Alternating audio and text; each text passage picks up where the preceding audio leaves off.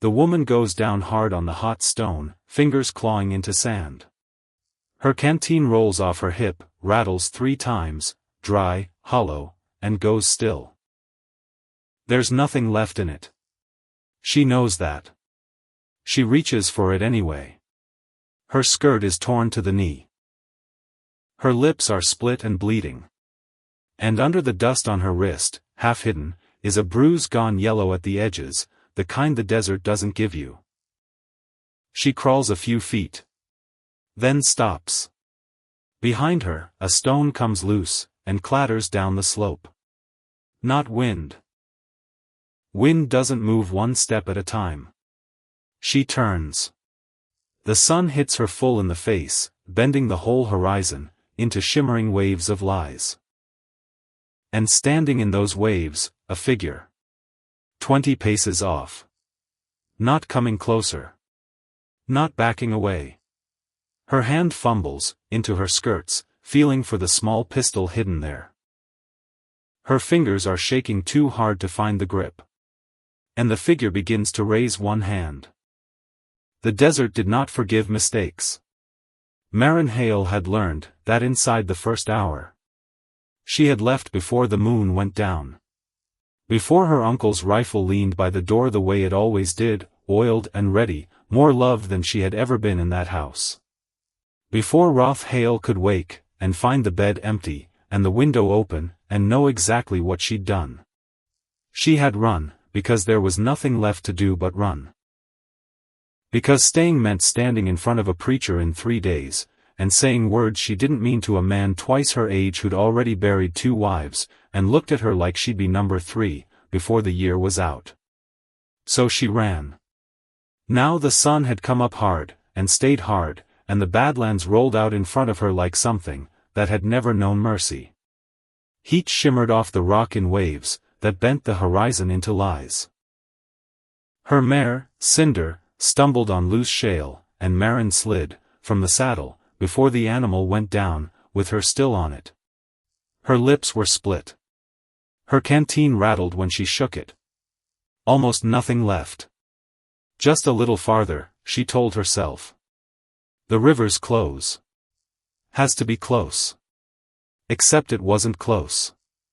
Except the map she'd stolen from her uncle's study was a cavalry map 20 years old, and the land didn't care what old ink promised. Except her legs had stopped feeling like her own an hour back, and her thoughts had gone thin and slippery, sliding away from her the second she tried to hold them. Focus. Water. Just find water. A stone clattered somewhere behind her. She froze. Heart slamming. That wasn't wind. She turned, slow, scanning the heat-warped horizon. Rock and glare and nothing. Just her own pulse hammering in her ears, loud enough now, that she couldn't tell what was real anymore, and what her body was inventing to fill the silence. Nothing there, she told herself. Nothing. Then something moved. A man. Standing maybe 20 paces off, half in shadow, half burned gold by the sun. Skin like copper. Dark hair pulled back. A single feather woven into it. He didn't move like a threat. He moved like something that had always belonged to this land, the way a hawk belongs to open sky, and never has to ask permission. And she knew, in the space of one breath, exactly what he was. Apache. Every story she'd ever heard in her uncle's parlor came roaring back at once. Raids. Fire. Women who never came home. Her hand went for the little derringer hidden in her skirts. Except her fingers wouldn't work right. Except they were shaking too hard to find the grip. Except her whole body had decided, apparently without consulting her, that fighting wasn't an option left on the table. He didn't come closer.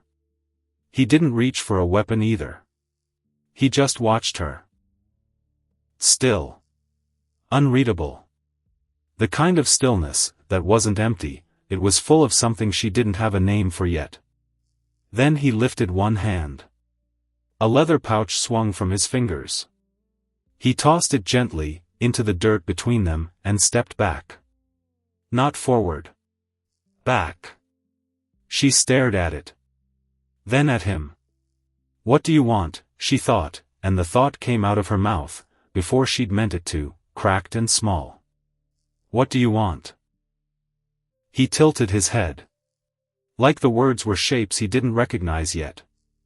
Then his gaze dropped, to her cracked lips, to the dust caked, into every fold of her dress, to the way her whole body was trembling, from more than fear now.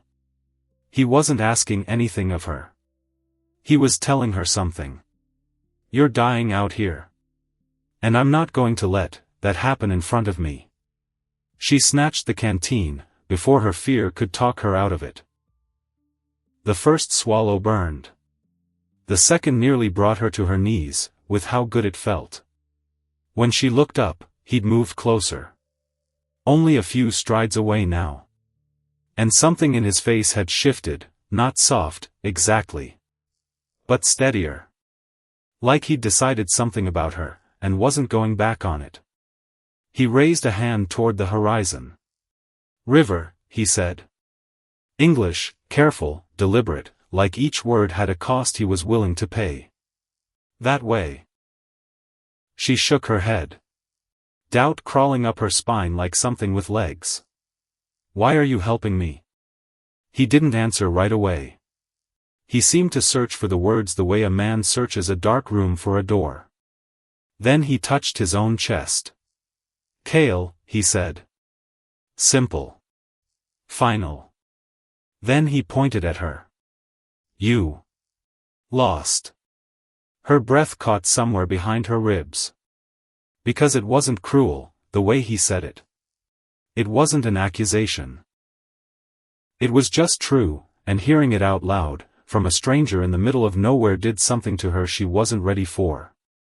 Yes, she whispered. Lost. He gave one short nod. Like that settled it.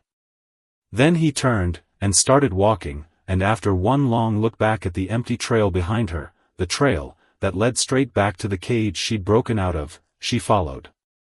They walked almost an hour, before either of them spoke again. He moved like the desert had taught him its secrets, and he'd never forgotten a single one. Sure-footed over shale, that nearly took her down twice. Never glancing back to check on her, and somehow always exactly where she needed him to be the second her balance failed. When they reached the river, she didn't wait for permission. She dropped to her knees at the edge, and drank until her own trembling reflection blurred apart in the shallows. He crouched a short distance off. Watching the water. Watching her. Not the way men back home watched her, like something to be evaluated, priced, claimed. Just watching. The way you'd watch weather roll in. Something you respected, because you understood exactly what it could do. Why alone out here, he said finally. Each word placed like a stone on a path. She sat back on her heels. Wiped her mouth, with the back of her hand. And found, to her own surprise, that the answer came out honest, before she could decide to lie. I'd rather die out here free, she said, than live caged back there.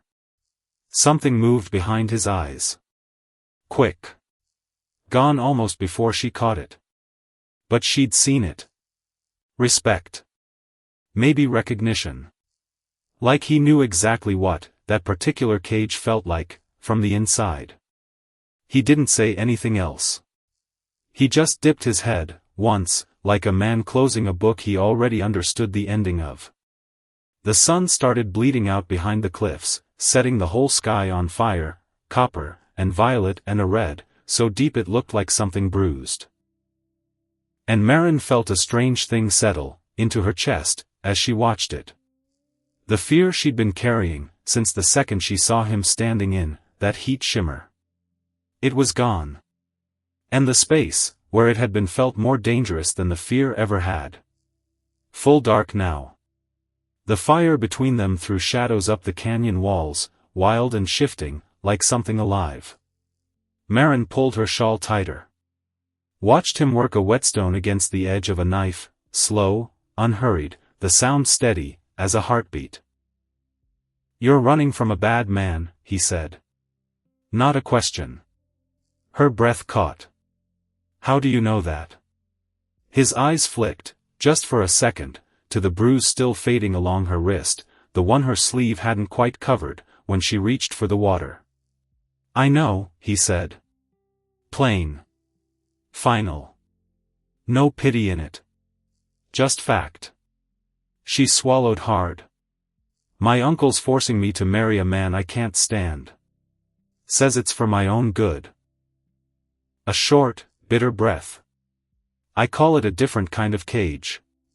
He nodded slowly. Turned the knife over in the firelight. "Men who hurt women," he said, "are weak. No heat in it. No performance. Just something cold, and certain, like a fact he'd carved into stone a long time ago, and never had reason to doubt since." A log cracked. Somewhere far off, a coyote called, into the dark, and nothing answered it. "What are you going to do, with me?" she asked. Small. Braced for the answer. His head came up fast. "Do with you?" "I mean," she winced at her own question. "Why help me at all? You don't even know my name."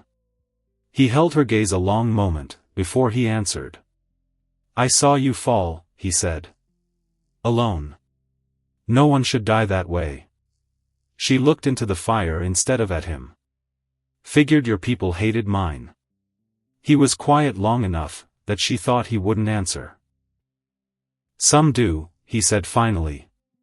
"They lost too much to feel any other way." A pause.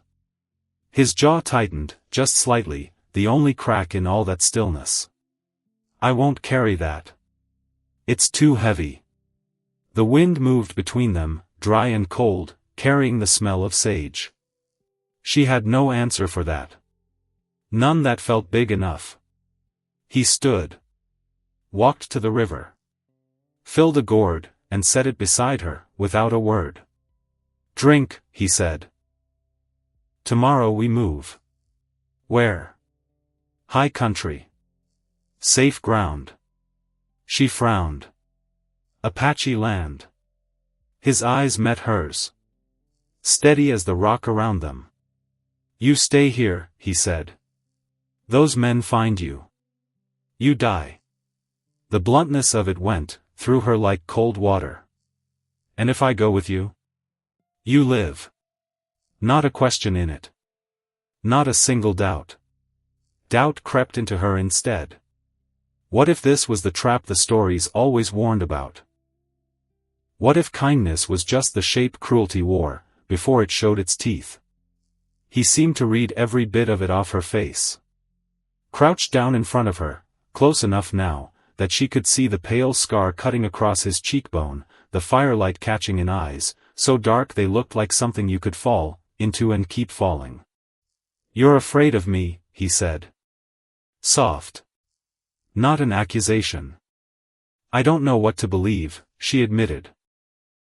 He didn't reach for her. Didn't close the distance any further. "Fear isn't bad," he said. "But listen to it. Does it say I'll hurt you?" Her heart was pounding, so hard she was sure he could hear it. She made herself actually listen, really listen, past the stories, past the years of warnings, down to whatever was true underneath. And the answer came back clean. "No," she whispered. "It doesn't." He nodded once. Rose to his feet. "Sleep," he said. "I watch." She curled up near the fire, and let exhaustion drag her under, and through half-closed eyes she watched him settle at the edge of the light. Bow across his knees.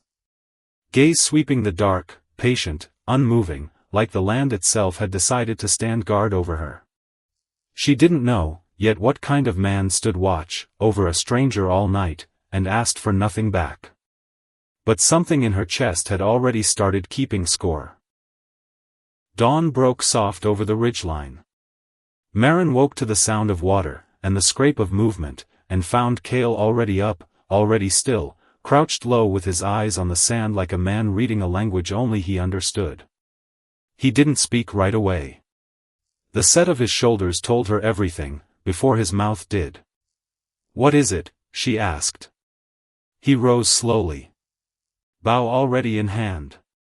"Riders. 3. Maybe 4. Her stomach dropped straight, through the floor of the world. "My uncle's men." One sharp nod. "They're close." She scrambled up, panic flooding fast and hot. "We have to hide." "No hiding here." His eyes swept the open valley.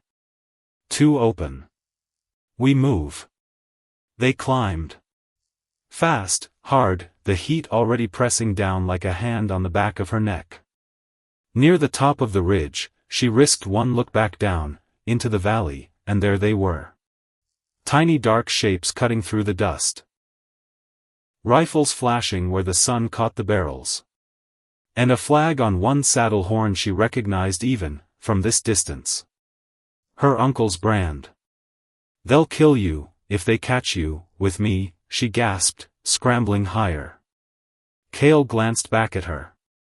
Wind whipping his hair loose from its tie. "Then they'll try." Calm as a man discussing weather. Like the 4 armed riders coming for them were a fact of the landscape, no different than the heat, or the rock. They crested the ridge just as the men below swung down, from their saddles, fanning out, squatting low to read sign in the dirt. One rider hung back from the others. Didn't dismount. Just sat his horse at the edge of the group, watching, unhurried, like a man, who already knew how this would end, and was content to let the others do the work of getting there. Kale's eyes tracked him a long moment. "That one," he said quietly. "Not like the others." "What do you mean?" "He's not looking for you." A pause. "He's looking at the land." She frowned, following his gaze down, into the valley, but all she saw was a man on a horse. She had no way, yet of knowing what Kale had already guessed, that the man sitting still, while the others worked wasn't a hired tracker at all. He was a surveyor. And what he was surveying wasn't her trail. It was the river behind them. The canyon walls. The whole shape of the land they were standing on. "We head for the canyons," Kale said, pulling her attention back. "Harder to follow." "That's my people's country." "Is it safe there?" His eyes found hers. Steady. Unflinching. "Yes," he said. "You'll be safe there." The word hit her like a hand pressed flat against her chest. Safe. She had never once in her life associated that word with 4 walls, and a locked gate, because that was exactly what 4 walls, and a locked gate had never given her. And here it was, coming from a man she'd known less than a day, standing on a ridge, with riflemen in the valley below. They pushed on. Hard. The country turned rougher, with every mile, narrow trails threading between towers of red rock, dry washes, thorns that tore at her ripped skirt, until her boots split at the seams. Her lips cracked and bled. Kale never eased the pace. But when her foot slid on loose shale, his hand shot out, and caught her wrist, before she went down, steady, sure, gone again the moment she'd found her footing. By noon they crouched in thin shade beneath a sandstone bluff. Kale studied the faint tracks trailing them, then dragged a broken branch across the dirt to blur the sign. "Still coming," he said. "Slower now. This land scares them." She caught her breath. "Why are you doing this? You could have walked away back, where you found me." He was quiet a long moment. When he spoke, his voice had gone lower. "A long time ago," he said, "a white woman saved my sister's life. Fever. No one else would come near her." He looked out at the valley, somewhere far past it. "My father always said, kindness is a seed. You plant it, and one day it grows, where you never expected." The word settled warm and heavy in her chest. "So you're helping me," because of what she did. He shook his head. No. I help you because I choose to. No strings in it. No hidden price. No man had ever spoken to her, that plainly in her whole life, and something in her chest ached at the strangeness of it. They kept moving, until the light went copper, and then bruised purple, the wind turning cool, as the shadows stretched long across the sand. When they reached a tight slot between two cliffs, Kale raised a hand. Camp here. She didn't argue. Didn't have the strength left to. They built a small fire tucked behind the rocks, and while she caught her breath, Kale sat close, working a fresh arrow shaft, from a length of straight cedar, hands moving with the same unhurried certainty, as everything else about him. If your people see me in camp, she asked quietly, will they hate me too? He kept his eyes on the wood. Some will. But they'll hear me out. A pause.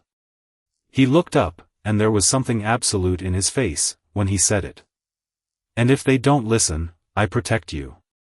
No swagger in it. No boast. Just plain fact, laid down like a stone. She turned her face to the fire, so he wouldn't see what that did to her. Far off in the dark, she thought she caught the faint echo of hooves threading through the rocks. But Kale never stirred. He sat like carved stone, one hand resting on his bow, eyes fixed on the black beyond the firelight. Neither of them said it out loud. But they both knew. By first light, the men behind them would be closer. Morning came in gray and mean. A windstorm rolled down, from the west, before the sun had even cleared the ridge, sand whipping like smoke, stinging every inch of exposed skin. Maren had never seen the desert turn like this. Vicious. Alive. Like the land itself had decided to take a side. Kale's hand closed around her wrist. Hard. Steady. This way, he shouted over the roar. She followed blind, squinting against grit, that stung like needles, stumbling more than once, but his grip never let go. Not once. He steered her toward the base of a sheer cliff, where a narrow black seam opened between two boulders, and they ducked inside just as the storm reached its worst. A small cave. Dry. Quiet. A sudden mercy after the chaos outside. She collapsed to her knees, coughing sand out of her lungs, shaking it from her hair. Kale knelt beside her, checking her hands for cuts, brushing dust from her shoulders, with a gentleness that didn't match the calluses on his palms. His touch lingered a beat longer than it needed to. Rest, he said. Softer now. She nodded. But her pulse hadn't slowed down. And it had nothing left to do with the storm. Outside, the wind screamed against the rock. Inside, there was only their breathing, and the small crackle of a fire he coaxed to life, from dry twigs he'd carried in a pouch at his hip. She watched the light move across his face. Watched the calm in the way he worked, nothing rushed, nothing wasted. Do you ever let up? She asked quietly. He glanced at her. Puzzled. Let up. Being so steady. So certain of everything. He considered that. The desert teaches patience, he said. Fight it, it kills you. A tired smile pulled at her mouth despite everything. Guess that's why I've never fit anywhere. He studied her a long moment. Something shifted in his expression. You fit more than you know, he said. No playfulness in it. No sweet talk. Just plain truth, and it landed somewhere low, and warm in her chest, that she didn't have a name for, yet and wasn't sure she wanted one. To shake the feeling off, she said, you could have walked away, when that storm hit. Why take the chance? He lifted one shoulder. Told you I'd keep you safe. But why? You don't know a thing about me. His gaze warmed. He leaned forward slightly, forearms braced on his knees. I know fear, when I see it, he said. I know what it looks like to run from something that wants to own you. The words went through her clean, like something sharp. Her throat closed up. You've run too, she said. He dipped his chin once. From soldiers. From fighting. A pause, quieter now. From my own shadow. Sometimes. Quiet settled between them, thick but not heavy. The space between them full of things neither one had said yet. Then a spark jumped from the fire and caught the hem of her skirt. He was there, before she could even gasp, fast, sure, smothering it out with his palm. His hand grazed the outside of her leg, through the thin cotton. An accident. A second, no more. But it went through her like lightning all the same. She jerked her head up, and he was close. Too close. Close enough to see the faint scar beside his mouth, the rise and fall of his breathing gone suddenly uneven. For one long, unbearable heartbeat, neither of them moved. Then panic won.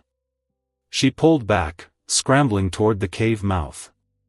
I need air, she said, and didn't wait to hear if he answered. Outside, the storm had eased to a low moan. She stood in the pale morning light, chest heaving, and asked herself what in God's name was happening to her. She'd sworn off trusting men. Sworn off letting anyone close enough to do real damage. A moment later he appeared behind her. Kept his distance. Hands loose at his sides. You're safe, he said, low and even. She turned. Eyes stinging. I don't know what's happening to me. He held her gaze a long stretch, before he answered, barely louder than the wind. You feel it too, he said. But not every storm is born in the wind. Her breath snagged hard in her throat. The honesty of it scared her more than the sandstorm ever had. And as the last of the dust cleared, and the light broke through, catching the line of his jaw, his cheekbone, the steadiness in his eyes, she realized she wasn't looking at a stranger anymore. She was looking at the man who'd pulled her back, from the edge of everything. She tried to look away. Her heart had already decided not to let her. By the third morning, the wind had gone still. The air smelled of mesquite and running water, and though her legs burned, from the miles behind them, Kale never let the pace slacken. When they crested the final ridge, the land opened beneath them like a secret. A hidden valley. Cottonwoods lining a clear creek.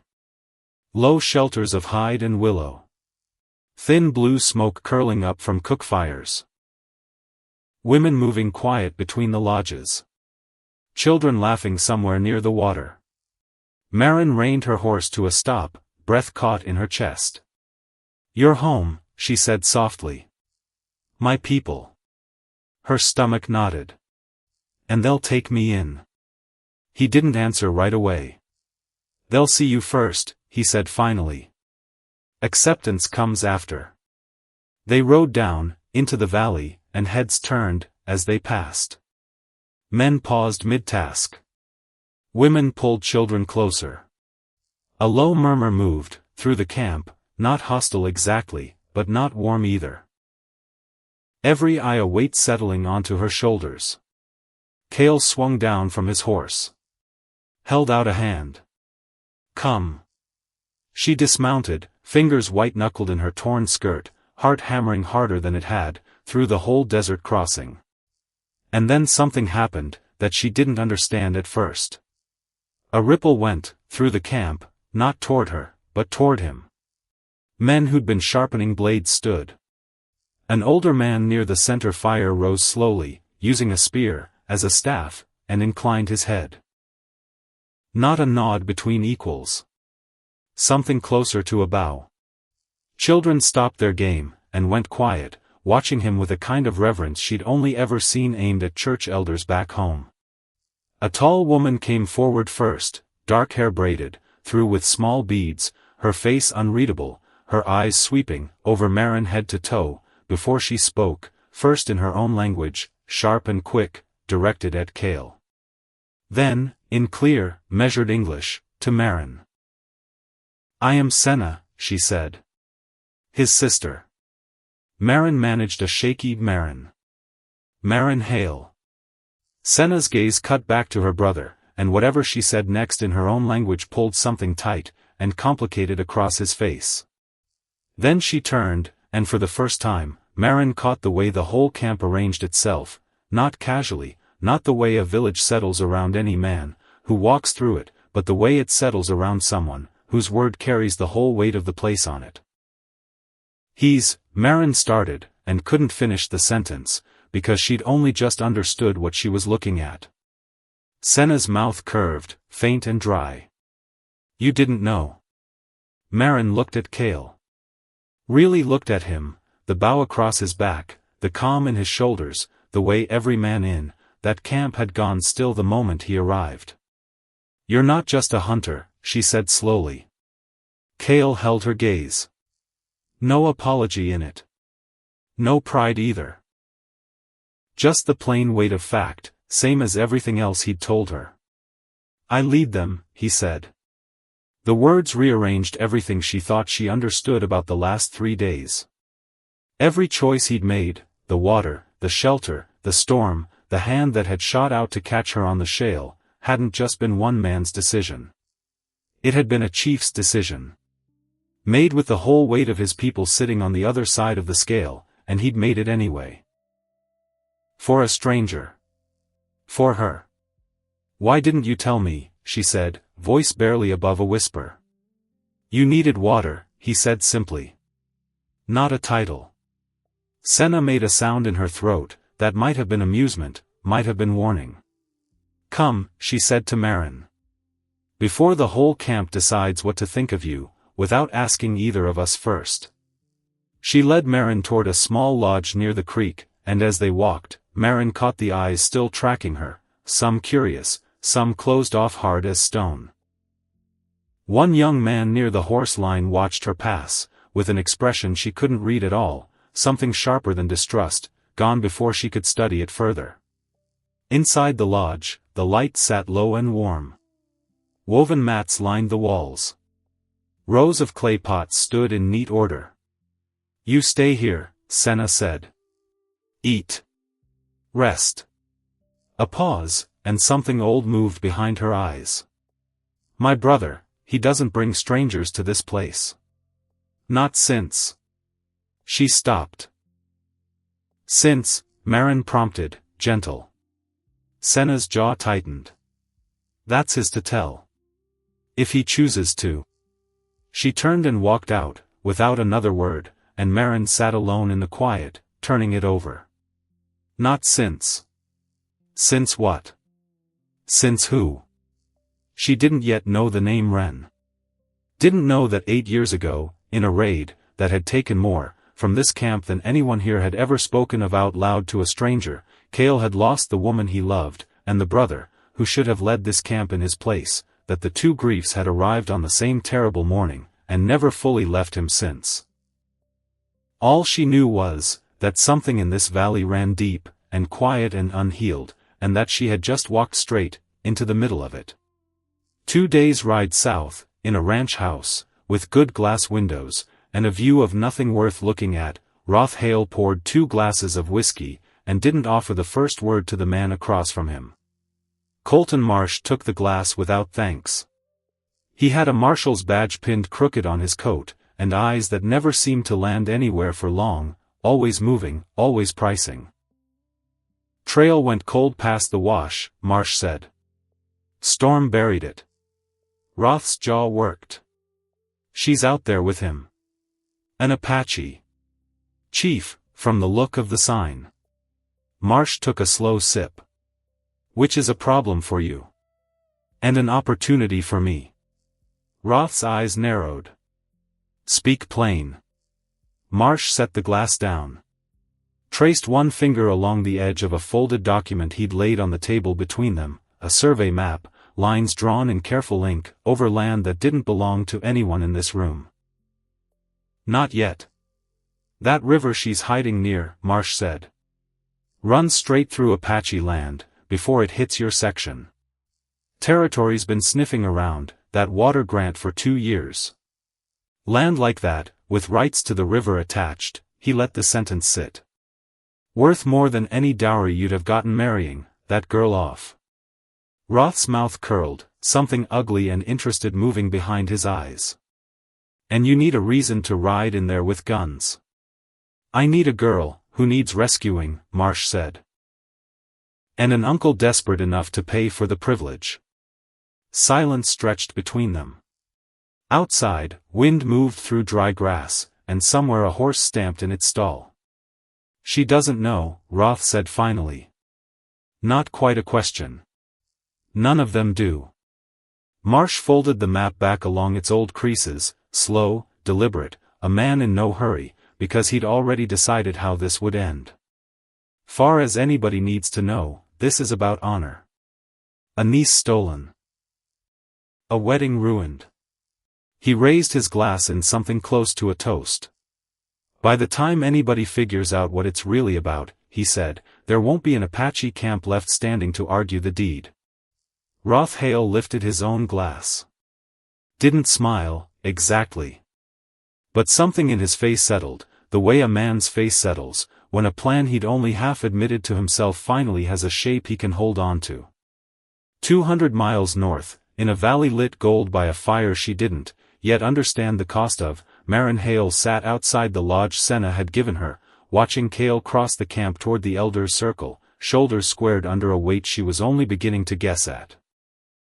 She had no way of knowing that the men hunting her weren't hunting a runaway bride at all. She had no way of knowing that the water she'd drunk, from gratefully, the valley that had taken her in, the man who'd carried her, through a sandstorm, without once letting go of her wrist, all of it sat on top of the one thing that had brought Hale and Colton Marsh together in a ranch house 200 miles south, glasses raised, already counting a fortune that wasn't theirs. All she knew, sitting in the dark, with the fires of the camp glowing soft around her, was that for the first time in longer than she could remember, she wasn't afraid of the night. She was afraid of what she was starting to feel. And somewhere out past the ridge, the storm that was coming for both of them hadn't even started gathering yet. Days moved differently in the valley. Maren noticed that first, before anything else, before the suspicion in certain eyes ever fully thawed, before she understood one word of the language spoken around her fire each night.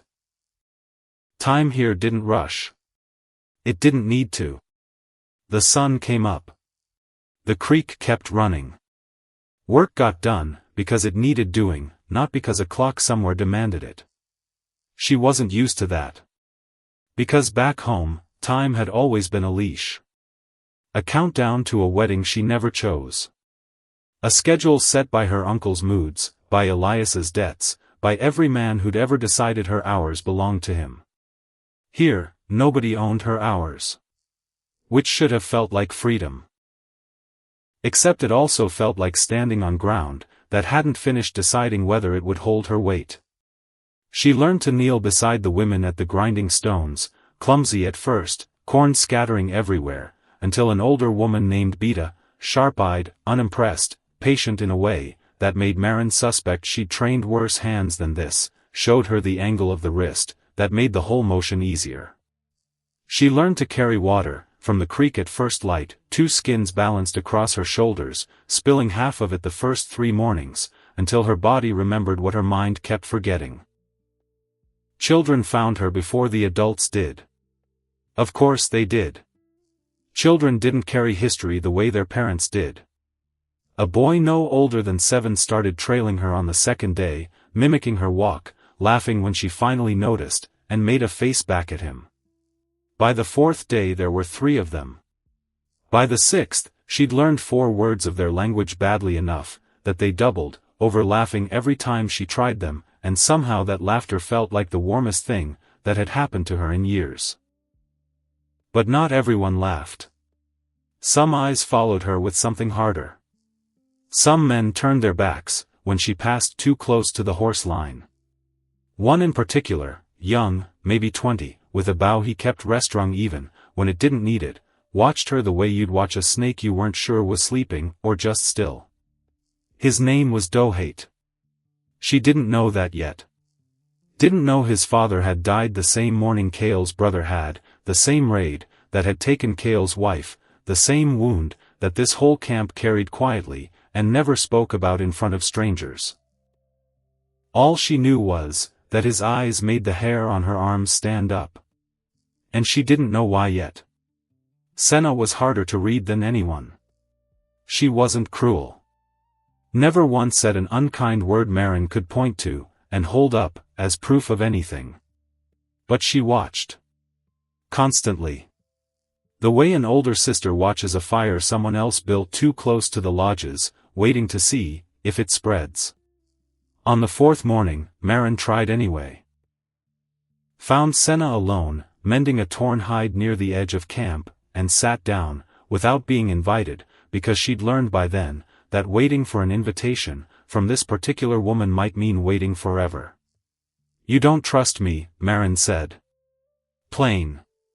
No point dancing around it. Senna didn't look up from her work. "I don't know you." "That's not the same thing." "No," Senna agreed. "It isn't." Her needle moved, steady, unhurried. "But it's a start, and most people never get past not knowing someone, before they decide to hate them anyway. So. Small mercies." Maren almost smiled. "Is that as close to kind as you get? Ask me again in a month." Senna finally glanced up, and something flickered behind her eyes, that wasn't quite warmth, but wasn't quite its opposite either. "My brother doesn't make foolish choices. That's not the same as saying he's never made a dangerous one. Which am I?" "Ask me again in a month," Senna said again, and went back to her mending, and Maren understood that this exact exchange, guarded and careful, and honest in its own prickly way, was probably as close to progress as she was going to get for a while yet.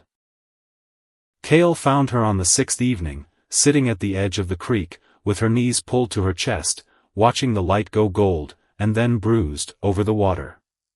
He didn't announce himself. He never did. She'd learned that about him already. He moved like a man, who trusted silence more than words, who only spent language when it was worth spending. "You've been quiet today," he said, settling onto the rock beside her. "Not too close." Never too close, not since the cave, not since that one accidental second, when his hand had grazed her leg, and something in both of them had gone dangerously still. "Your sister thinks I'm going to bring your people trouble," Maren said. "My sister thinks a lot of things." A faint edge of something almost like humor. "Most of them true." Maren huffed a laugh despite herself. "That's not comforting." "Wasn't meant to be." Silence again. Comfortable this time. The creek moved, over stone, steady, endless, the same sound it must have made 100 years, before either of them was born, and would keep making 100 years after. "Can I ask you something?" she said. "You can ask. Doesn't mean you'll answer."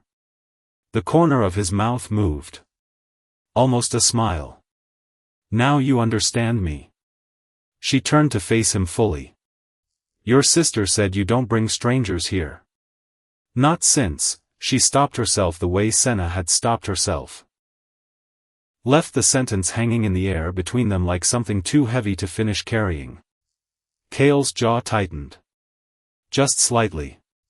Just enough that she almost regretted asking. "Her name was Wren," he said finally. Maren went still. Didn't push. Didn't fill the silence the way she wanted to, the way every instinct told her to soften the moment with words. She just waited. 8 years ago," he said. "Soldiers came through at dawn. Said they were hunting raiders. Found a village instead." His voice stayed level. Flat. The kind of flat that took years of practice to hold on to. "My brother led then. He died trying to stop it. So did she." "I'm sorry," Maren whispered. And meant it more than she'd meant almost anything in years. "Everyone's sorry." He looked out at the water. Sorry doesn't rebuild what burns. Is that why you took the chief's place? Because your brother. Because someone had to, he said. Simple. Final. The same tone he'd used the first day, telling her river, that way, telling her you lost. Facts, laid down like stones. Not asking for pity. Not offering room for it either. And now, she said slowly, you're doing it again. Bringing a stranger home. After everything that cost you the last time. He was quiet a long moment. Because I told myself I wouldn't, he admitted. Until I found you on that ridge. Except then I looked at you, and I couldn't leave you there. So I stopped arguing with myself and just did it. The honesty of it landed somewhere low in her chest. Because that was the thing about him, she was starting to realize. He never dressed anything up. Never softened a truth to make it easier to swallow. He just handed you the truth, whole, and let you decide what to do with the weight of it. Do you believe what your father said? She asked. About kindness being a seed. After everything? Kale looked at her for a long moment. The gold light caught the edge of his face, and something in his expression had gone unguarded in a way she hadn't seen before, not the chief, not the warrior who'd hauled her out of a sandstorm, just a man, tired in a place deeper than muscle, still deciding what he believed. I want to, he said. Some days that's the only thing keeping me standing. She didn't know what to say to that. So she said nothing. Just sat beside him, as the light went, from gold to violet to the deep bruised blue, that meant the stars were about to come out, and for while neither of them needed words at all. The council fire burned low, that night, ringed by a dozen faces Maren had learned to read a little better each day, though not well enough, not yet, to know which of those faces were arguing for her, and which were arguing against. She wasn't allowed inside the circle. She understood that without being told. So she sat outside the ring of firelight, close enough to catch the shape of voices, if not always the words, and waited while her fate got decided by people who barely knew her name. Senna's voice cut sharp, through the night air, quick and hard in her own language. Maren didn't need translation to catch the tone. Fear dressed up as anger. The oldest trick in the world. An elder spoke next, an old man named Noda, silver-streaked hair, a spear he leaned on more than he needed to, though something in his eyes told Maren the frailty was mostly performance. His voice moved slower. Measured. The voice of a man who'd buried enough people to know that speed rarely made grief any smaller. Then Kale's voice. Low. Even. The same tone he used, with her, the tone of a man laying down facts, not arguing for effect. She caught one word she recognized. Her own name, spoken in his mouth, foreign and careful the way it had been, that first day in the desert. The voices rose. Fell. Rose again. And then, silence. Kale emerged from the circle a few minutes later, and something in his shoulders told her the silence hadn't been agreement. It had been a truce. The kind that holds only, as long as nothing forces it to break. Well? She asked, when he sat down beside her. You stay, he said. For now. For now. Noda wants proof you're not a danger to us. A pause. Senna wants proof you're not a danger to me. And what do you want? He looked at her a long moment. The fire caught the dark of his eyes, turned them to something molten. I already decided that, he said. On the ridge. Before I knew your name. Her breath caught. Because that was the thing about him, every time she thought she understood the size of what he'd risked for her, he handed her a little more of it, plain and unadorned, and every time it landed heavier than the last. They're not wrong to worry, she said quietly. I could still bring trouble here. I already might have. Maybe, he said. But you didn't ask to be hunted. Same as I didn't ask for soldiers to ride, through at dawn 8 years ago. His jaw tightened. Trouble finds good people all the time. Doesn't make them the trouble. She looked at him for a long moment, and something in her chest ached in a way that had stopped being simple gratitude somewhere around the second day, though she wasn't ready to admit what it had turned into instead. "Thank you," she said. "For fighting for me in there." "Wasn't a fight," he said. "Just the truth. I only had to say it loud enough." The rider came in alone, at dusk, 10 days after Maren had first climbed down, into the valley. He came slow. Hands raised, empty, well before the outer watch ever called down a warning. A thin man, younger than her uncle by a decade, his coat too fine for the trail dust it had gathered, his horse blown hard like he'd pushed it the whole way, without stopping to think whether it could take the pace. Maren knew him, before she'd finished blinking the last of the sun out of her eyes. "Elias," she breathed. He swung down at the edge of camp, and 2 warriors closed on him fast, and he didn't fight them, didn't reach for anything, just stood there, with his hands still raised, eyes darting past their shoulders, searching the camp, until he found her. "Maren." His voice cracked on her name. "Thank God. I wasn't sure I'd find you, before," he stopped. Swallowed. Before it was too late to matter. Kale arrived a breath later, bow already strung, and stood between them, without quite deciding to, the way a man does, when instinct outpaces thought. "You know this man," he said to Maren. "Not a question. A fact he needed confirmed. He's the one my uncle wanted me to marry." Something shifted across Kale's face, quick, controlled, but Maren caught it. Not jealousy exactly. Something colder. A man recalculating a threat. "I'm not here for that," Elias said quickly, reading the room even faster than Maren expected of him. "God, no. I'm not here to drag her anywhere." His eyes stayed on Maren, pleading now. "I'm here because I owe you the truth, and I don't have much time to give it, before Roth realizes I've gone." Kale's eyes narrowed. "Speak, then. Quickly."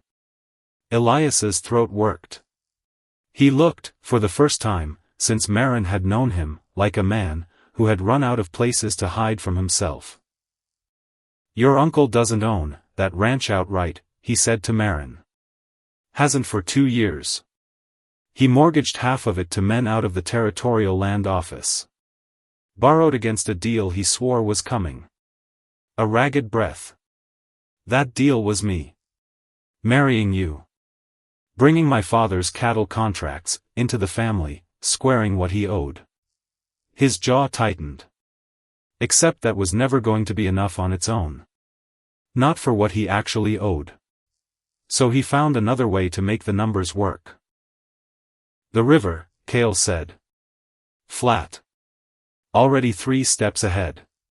Elias's eyes flicked to him, surprised, then resigned. "You already know." "We know enough," Kale said. "Tell her what she doesn't. He's not just chasing you for pride, Maren." Elias's voice shook. "Marsh isn't a marshal riding out of duty. He's hired. Territory investors are backing the whole ride, 12 men, maybe more by now, and the wedding was never the real prize. It was cover. So nobody asked questions about armed riders crossing into Apache land." He dragged a hand down his face. "I only found out the whole shape of it last week. Roth got drunk. Started bragging, the way men do, when they think they've already won." A pause, heavier now. "That's when I knew I couldn't stand at that altar and pretend I didn't understand what I was helping build." "Why come here?" Kale asked. "Why not simply ride away? Disappear? You're free of the dead either way, once she doesn't stand beside you." "Because free doesn't mean clean," Elias said, quiet now, something almost like shame in it. "I let a scared young woman get sold like livestock for 2 years, and told myself it wasn't my business how her uncle managed his debts. That's a coward's arithmetic, and I'm done doing the sums that way. He looked at Maren, and for the first time, since she'd known him, there was nothing calculating in his face at all. I'm sorry. For every part one played, even the part where I just stood by, and let it happen to you. Maren studied him a long moment. Years of careful distrust warring, with the plain fact in front of her, a man who'd ridden hard, and alone into hostile territory to say something, that cost him nothing to withhold. Thank you, she said finally. For telling me. For telling us. Elias nodded, throat working. There's one more thing. His eyes went to Kale. Roth's desperate now. More than you know. If this raid fails, he loses the ranch either way, the note comes due regardless. Which means he's not riding up here for land anymore. Not really. A pause, grim. He's riding up here, because it's the only chance he's got left of not losing everything. A man like that doesn't stop easy. Doesn't stop reasoning, either. Kale's jaw was iron. How many days? 3. Maybe 4. Elias swallowed. I'd get your defenses ready before that.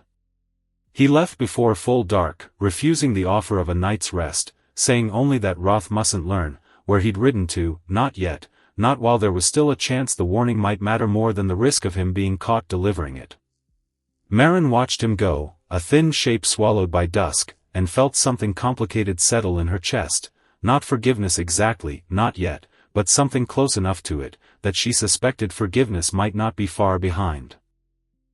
He didn't have to come, she said quietly, once the hoofbeats had faded. No, Kale agreed. He didn't. He was already turning toward the council fire, already carrying the whole new weight of what they'd just learned. Which means somewhere in that man is a conscience your uncle never managed to buy. Small mercy. But a mercy all the same. The camp changed shape after that.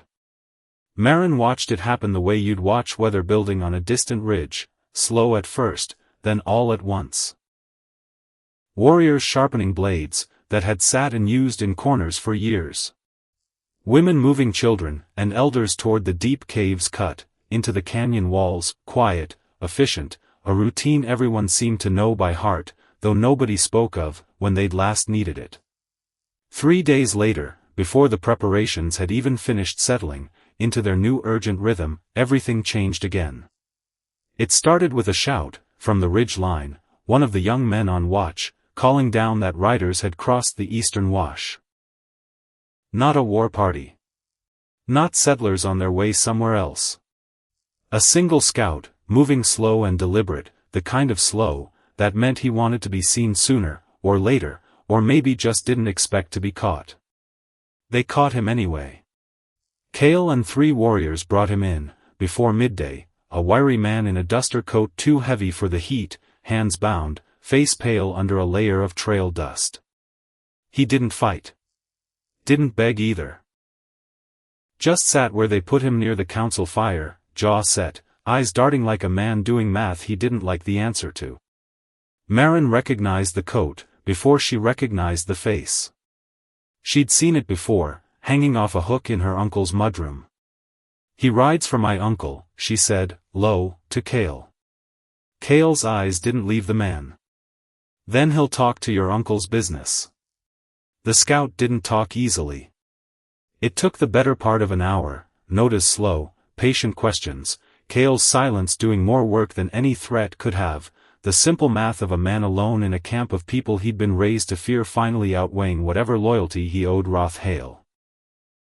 And what came out of him didn't just confirm what Elias had already told them. It broke the floor out, from under everything a second time, deeper this time, older. There's more, the scout said, voice cracking. Something Elias didn't know to tell you, most likely. Noda's eyes narrowed. Speak plain. The scout swallowed hard. Hale ain't new to this kind of work. 8 years back. Militia action, up along the northern range. Roth rode with the dragoons that cleared it. I heard him talk about it once, drunk, bragging on it like it was something to be proud of. Said they hit a village at dawn.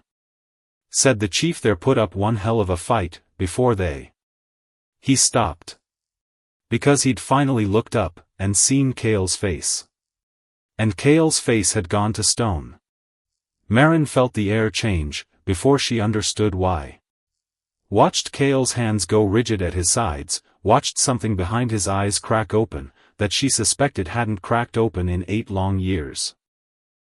"Say it," Kale said. His voice had dropped to something dangerously quiet. The scout's throat worked. "I don't know exactly which." "Say it." "Northern Range," the scout stammered. 8 years back. "That's all I know. I swear that's all I." He didn't need to say more.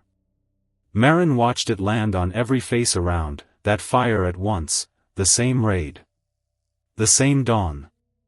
The same fire, that had taken Kale's brother, and Kale's wife in the same terrible hour, and the man responsible, or at least a man who'd ridden proud beside the men responsible, was her own uncle. The man she'd run from. The man hunting her right now. "No," she whispered, and the word came out broken, because until this exact moment she'd believed, actually believed, that whatever ugliness lived in Hale began, and ended with what he tried to do to her. Except now that belief was shattering in real time, right there at the fire, in front of the one man in the world she least wanted to be standing next to, when it happened. "Kale," she started. He didn't look at her. Couldn't, maybe.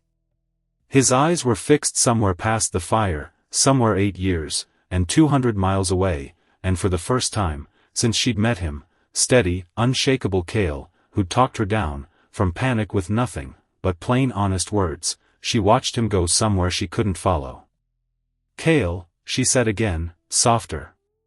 His eyes came back slowly. Found hers. And what she saw there wasn't hatred aimed at her. She understood that much, even through the fear tightening her own chest. It was something worse. Grief, freshly reopened. And underneath the grief, something colder, sharper, already starting to take a shape she didn't like. "Take him to the holding lodge," Kale said, of the scout, without looking away from her. His voice had gone flat again. "Controlled. Too controlled. Guard him well." The warriors led the scout away. The fire crackled. Somewhere off in the dark, a night bird called once, and went silent. "I didn't know," Maren said. Because she had to say something.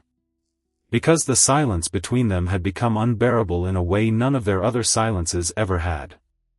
"I swear to you, I didn't know what he'd done.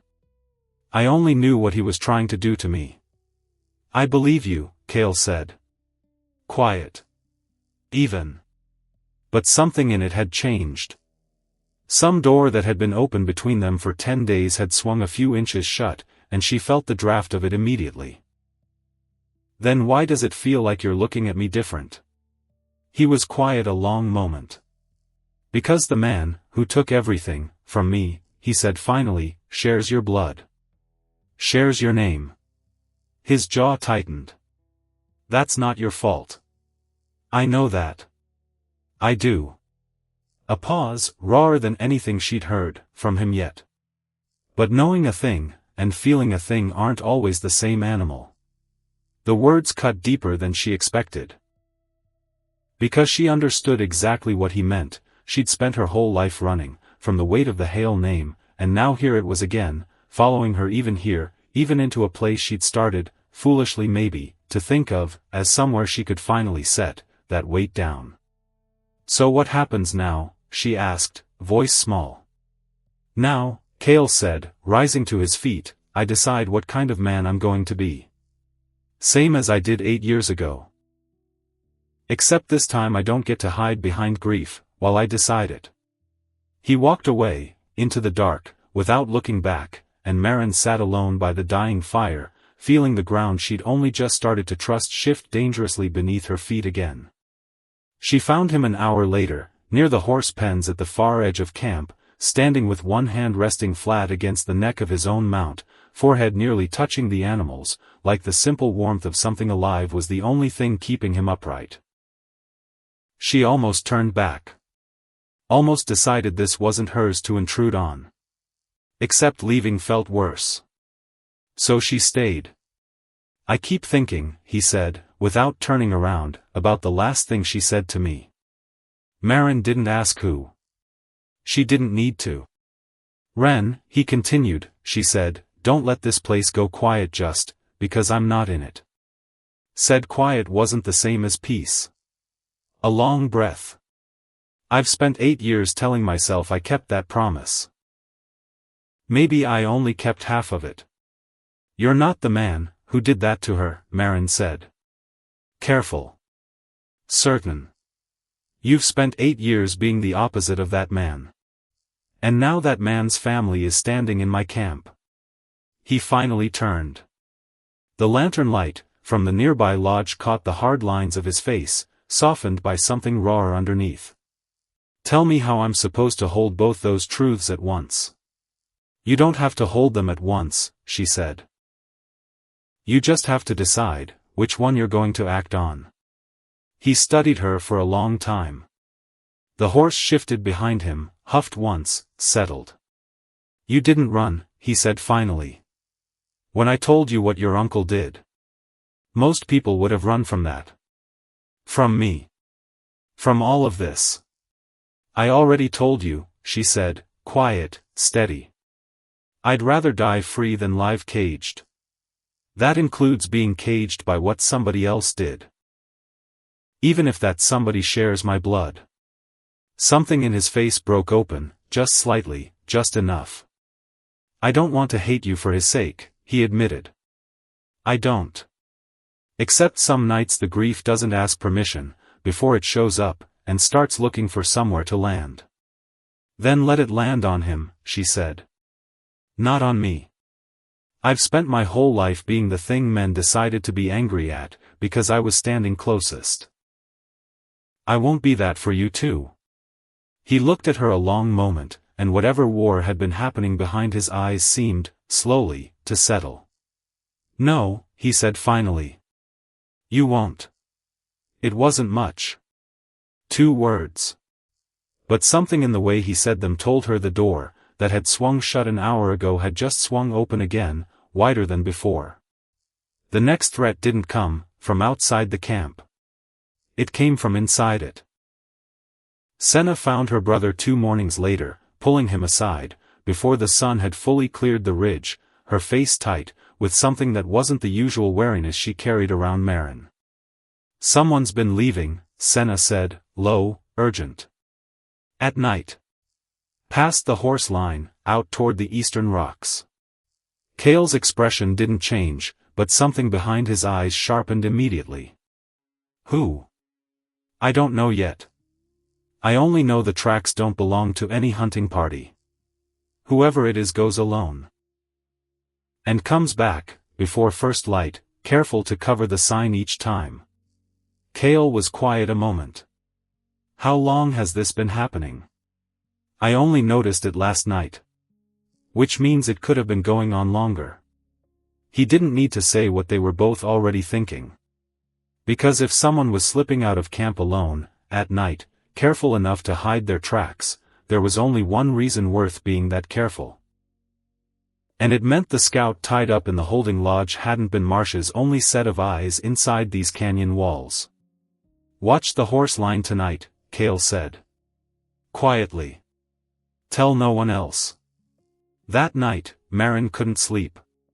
She lay in the small lodge Senna had given her, listening to the ordinary sounds of the camp settling into rest, and found her mind circling back, again and again, to Kale's face by the horse pens. The way grief and tenderness had fought each other behind his eyes in real time. The way he'd chosen her anyway. She was still awake when the shout went up. Not an alarm exactly. More a single sharp call, cut off almost, as soon as it started, followed by the scramble of feet, and the low murmur of urgent voices moving, through the dark.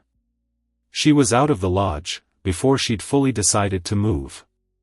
They'd caught him near the eastern rocks, a young man, maybe 20, held fast between two warriors, his bow still slung uselessly across his back, his face white, with something that looked less like fear, and more like a man who'd known this moment was coming for a while and had simply run out of road to keep avoiding it.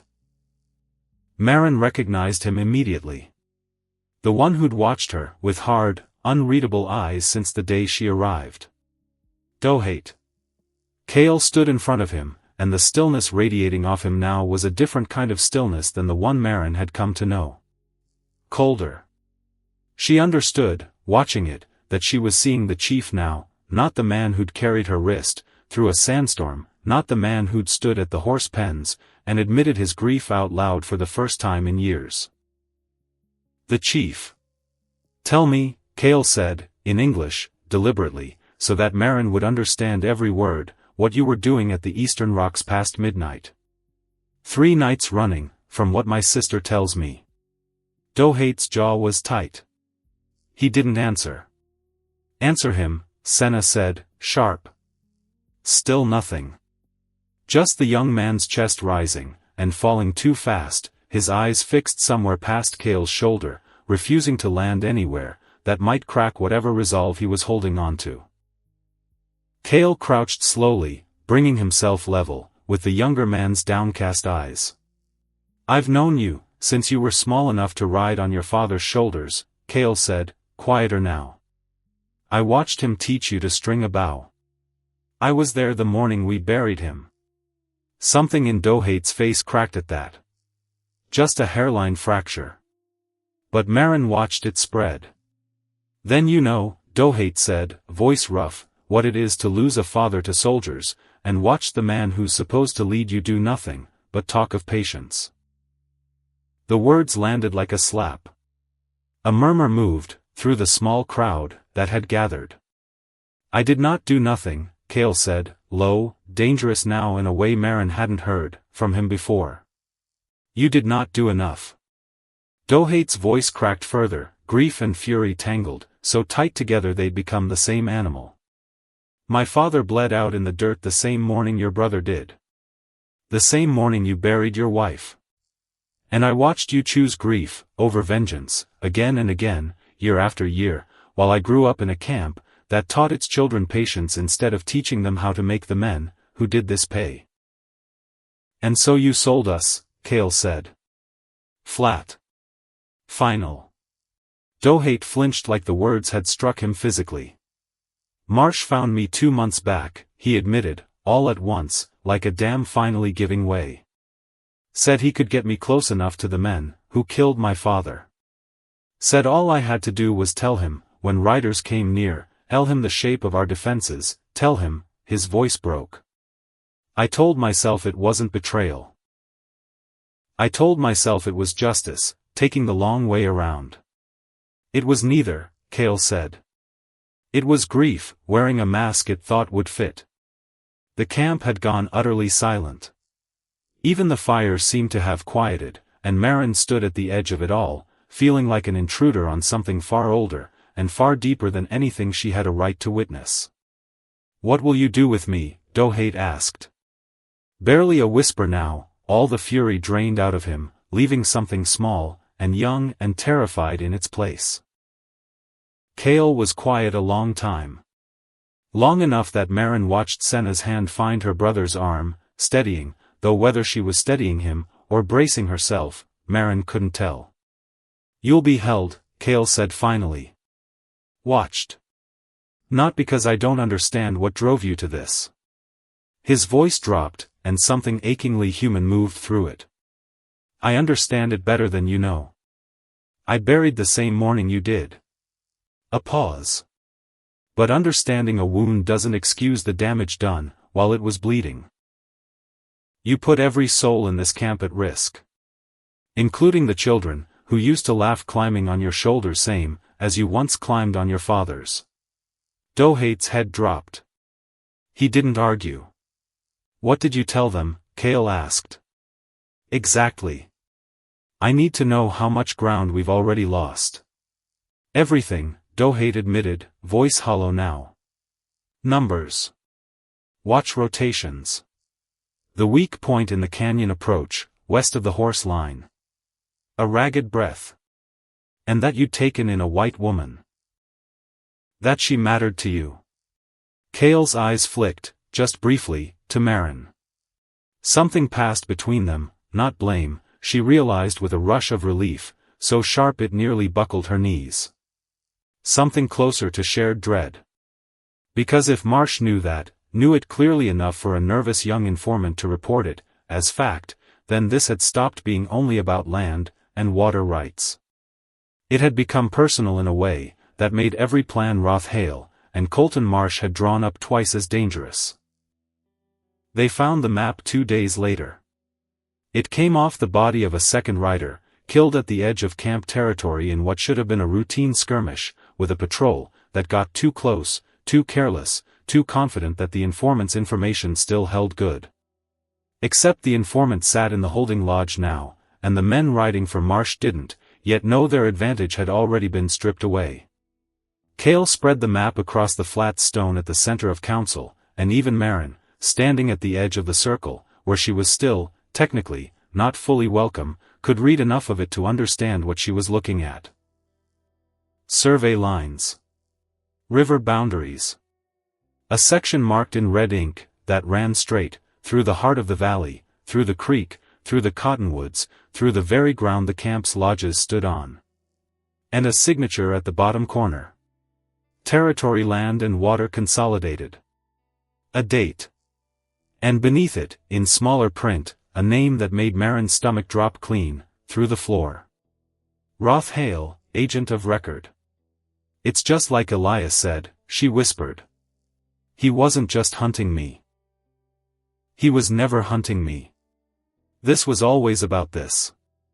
Her hand hovered over the red-inked lines, without quite touching them, like the paper itself might burn her. Noda's face had gone hard, as the stone the map lay on. How long has this been planned? 2 years, according to both the scout and the man who rode in to warn us, Kale said. Maybe longer. Long enough that whatever happens next was already going to happen. Whether you'd run into me in that desert or not. The weight of that settled over the circle like a physical thing. Because it meant none of this, not the informant, not the survey lines, not the armed men closing in from the south, was Maren's fault, not truly, not in the way she'd feared, since the moment the scout had first opened his mouth by the fire. It also meant it was far bigger than any of them had let themselves believe. How many riders? Kale asked. 12, according to the second scout, before we caught him, a warrior answered. Marsh leading. Your uncle riding with them personally this time.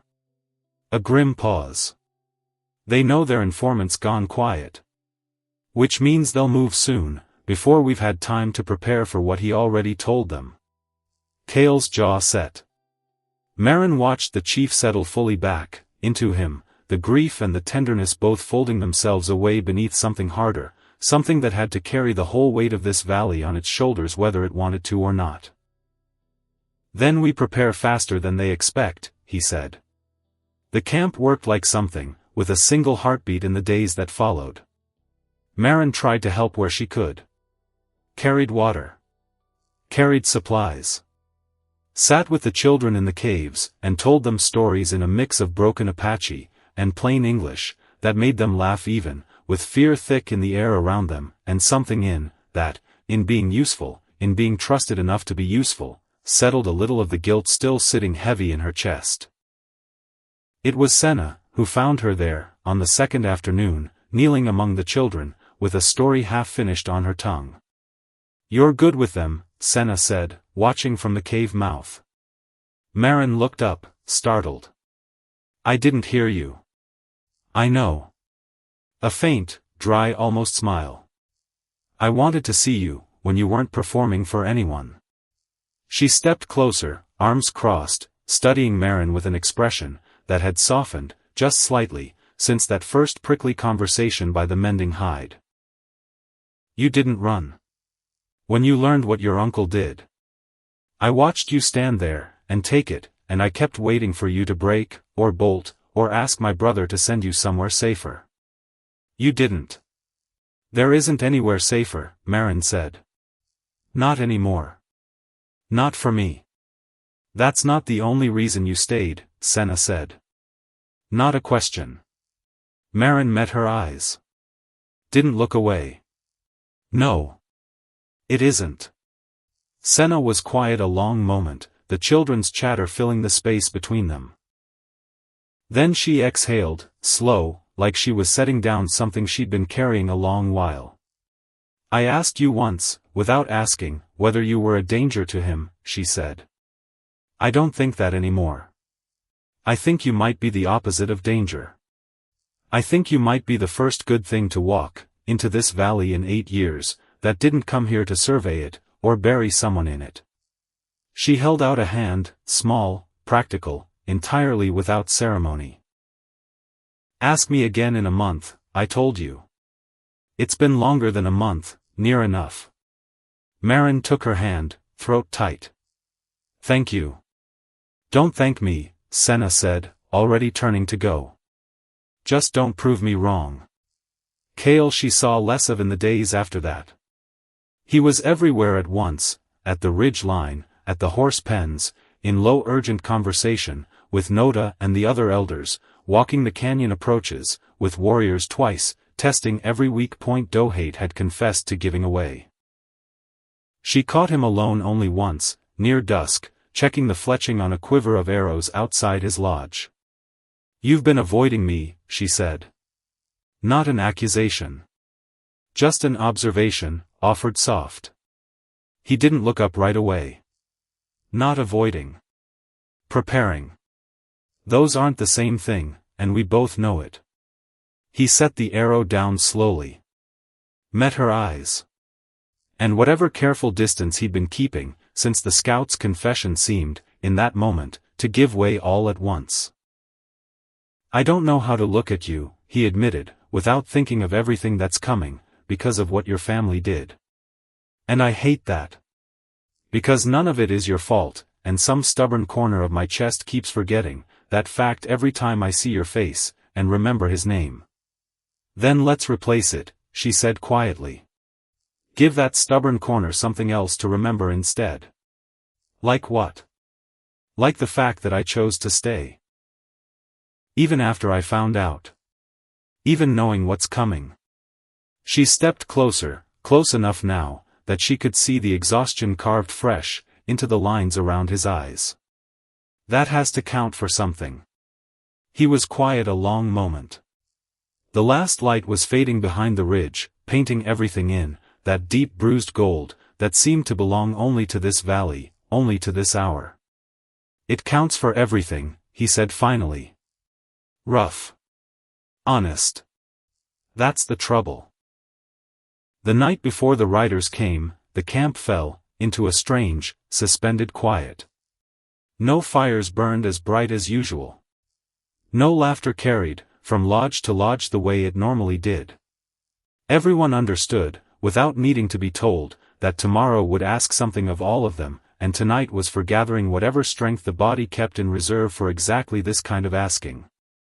Maren found herself unable to sit still inside her lodge. The walls felt too close, the silence too loud, every small sound outside amplified by the size of what tomorrow held. She wrapped her shawl around her shoulders, and slipped out, into the dark, and her feet carried her, without much deciding on her part, toward the creek, the one place in this valley that had somehow become the closest thing to home she'd ever known, the water that had first saved her life, and had gone on saving small pieces of it ever since. He was already there. Standing at the water's edge, moonlight silvering the line of his shoulders, his bow resting against a rock nearby, though his hands were empty, still, folded loosely in front of him like a man trying to hold himself together, with nothing but posture. Couldn't sleep either, she said, coming to stand beside him. Haven't tried yet, he admitted. Didn't see the point. They stood together in silence a while, the creek moving steady beneath the moon, carrying its same endless sound, through everything that had happened, and everything still coming. I keep thinking, Maren said finally, about what you said. About kindness being a seed. About choosing to help me even, though you told yourself you wouldn't. I remember. I keep wondering, if tomorrow is the price of that seed. Her voice shook slightly on the words. If everything your people are about to risk, because of me, because of my blood, because of what I carry, into this valley just by existing. Stop, he said. Not sharp. Just certain. He turned to face her fully, and the moonlight caught the whole of his face, unguarded in a way she'd only seen once, or twice before. Listen to me, he said. Tomorrow isn't the price of a seed I planted 11 days ago. Tomorrow was coming the day Hale signed his name to that map, 2 years before I ever found you half dead in the sand. His jaw tightened. You didn't bring this to my door. You walked through a door that was already about to be broken down, and I would rather stand in it, with you than have let you die alone out there, not knowing any of it. Why? She whispered. Tell me why. Really why? Not the chief's answer. Not kindness is a seed. The real one. He was quiet a long moment. Long enough that she thought, for one aching second, that he wouldn't answer at all. Then he reached out, slow, careful, and brushed a wind-loosened strand of hair back from her face, the way he had once brushed dust from her shoulders in a cave that felt like a lifetime ago now. Because from the moment I found you in that desert, he said, voice low and rough, I felt something I'd told myself I'd buried 8 years back, in the same ground I buried her. And I have spent 11 days telling myself it was too soon. Too complicated. Too dangerous, for both of us, for reasons that had nothing to do with land or water, or armed men riding up from the south. His hand stilled against her cheek. Except tomorrow might not give either of us the luxury of waiting for a better time to say it. Her breath had gone shallow, her heart pounding loud enough she was certain he could hear it in the quiet between them. Say it, then, she whispered. I'm already in love with you, he said. Plain. Unadorned. The same way he'd told her River, that way, the same way he'd told her you'll be safe here, a fact laid down, without decoration, because that was the only way he knew how to hand someone the truth. I don't know what tomorrow costs us. I only know I'd rather face it having said this than lose the chance to say it at all. Tears rose fast, and hot, and she didn't try to stop them. I'm scared, she admitted. Not of you. Of losing this. Of losing you, tomorrow, before I've even had the time to. I know, he said, and pulled her gently against him, one hand splayed steady against her back, the other still cradling her face like something he intended to remember the exact shape of no matter what came, with the dawn. I'm scared too. Any man who isn't scared standing where I'm standing hasn't understood the size of what he's about to lose. She tipped her face up to his, and for the first time, since the desert, since the water, since the cave, and the storm, and every near moment, that fear had pulled them back, from before now, neither of them pulled away. His mouth found hers, gentle at first, then less gentle, years of grief, and 11 days of careful distance breaking open all at once, into something neither of them had words left to describe. She felt his hand tighten against her back, felt her own fingers curl into the front of his shirt like she could hold the two of them together, through sheer will alone, and for one long, suspended moment, there was no map, with red ink lines, no riders coming, from the south, no uncle's name signed at the bottom of a document, that had set all of this in motion. There was only the creek, moving steady beneath the moon, and two people, who had found each other in the worst possible circumstances, and refused, finally, to keep pretending that circumstance was the only thing that mattered. When they finally broke apart, foreheads resting together, breath still uneven, Kale spoke again, quieter now, rougher. Whatever happens tomorrow, he said, I need you to know this wasn't fear talking. Wasn't the night, or the water, or 12 riders coming to test how much this valley can bear. His thumb traced, once, gentle, along her jaw. This is the truest thing I've said, since I buried the last person I loved. I mean every word of it. I believe you, she whispered. I love you too. I think I have, since the moment you handed me that water and asked for nothing back. He pressed his lips to her forehead, held her there a long moment, the two of them standing together at the edge of the water, while the whole camp slept fitfully around them, gathering what strength it could for whatever the dawn was about to demand. Far to the south, 12 riders made camp in a dry wash, fires kept low, voices kept lower. Colton Marsh checked his rifle by moonlight, methodical, unhurried, a man who had already decided how tomorrow would end, and felt no need to rush toward an outcome he considered settled. Beside him, Hale stared north, into the dark, toward a valley he had never seen, but had already, in his mind, torn apart and parceled out, and sold for more money than his ranch had made in a decade. A man with a note coming due, and nothing left to lose, which made him, in that dry wash under that cold moon, the most dangerous version of himself he had ever been. He had no way of knowing his own crimes had already found their way home ahead of him. That the man waiting for him in that valley wasn't simply defending land, and water and a woman who'd run from an unwanted wedding. He was defending a debt 8 years overdue. And tomorrow, one way or another, that debt was finally going to come due. Dawn came in gray. Then gold. Then something else entirely.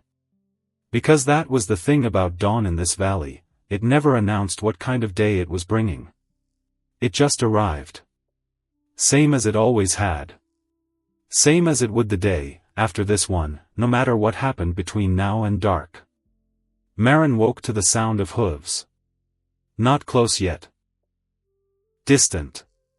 A low tremor moving up, through the ground, before it ever reached the ear. She was on her feet, before she'd finished waking, shawl forgotten, heart already slamming.